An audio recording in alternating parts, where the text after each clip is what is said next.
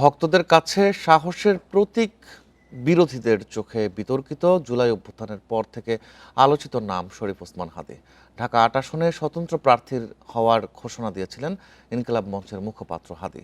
জাতীয় নির্বাচন ও গণভোটের তফসিল ঘোষণার পরদিন শুক্রবার রাজধানীর বিজয়নগরে দুর্বৃত্তের গুলিতে গুরুতর আহত হন তিনি। এ হামলায় দেশজুড়ে বইছে প্রতিবাদ ও নিন্দার ঝড়।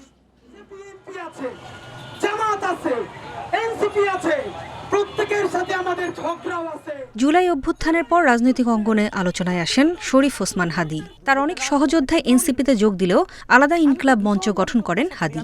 স্বাধীনতা, সার্বভৌমত্ব ও ইনসাফ ভিত্তিক রাষ্ট্র গঠনের আহ্বান জানান তিনি। কঠোর ভারত বিরোধী অবস্থান এবং শাহবাগী সমাবেশ, টেলিভিশনের টকশো সহ নানা বক্তব্যের কারণে আলোচিত ও সমালোচিত হন ওসমান হাদী।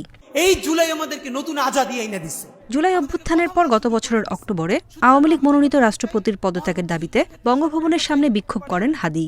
আওয়ামী লীগের কার্যক্রম নিষিদ্ধের দাবিতেও সরব হয় তার সংগঠন। প্রধান উপদেষ্টা অধ্যাপক মোহাম্মদ ইউনূসের নেতৃত্বে জাতীয় সরকার গঠনের পক্ষে অবস্থান ছিল তার। গত ফেব্রুয়ারিতে ধানমন্ডির ৩২ নম্বরে বঙ্গবন্ধুর বাড়ি ভাঙায় অংশ নেন হাদী। গোপালগঞ্জে এনসিপি নেতাদের উপর হামলার কঠোর সমালোচনা করেন তিনি। এ সময় কিছু অশোভন শব্দ ব্যবহার করলে তা নিয়ে প্রতিক্রিয়া হয়। আমাদের মুখের ভাষা খারাপ হইছে কেমনে? গত নভেম্বরে ওসমান হাদী ফেসবুক পোস্টে জানান, দেশি বিদেশি অন্তত ৩০টি ফোন নম্বর থেকে তাকে হত্যার হুমকি দেয়া হয়েছে।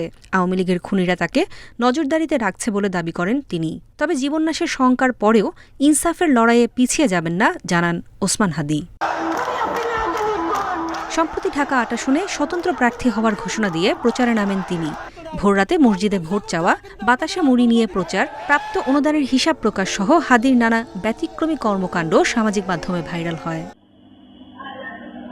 শুক্রবার জুমার নামাজের পর প্রচারণা শেষে রিকশায় থাকা অবস্থায় বিজয়নগরে তাকে গুলি করে মোটরসাইকেল আরোহী দুর্বৃত্তরা।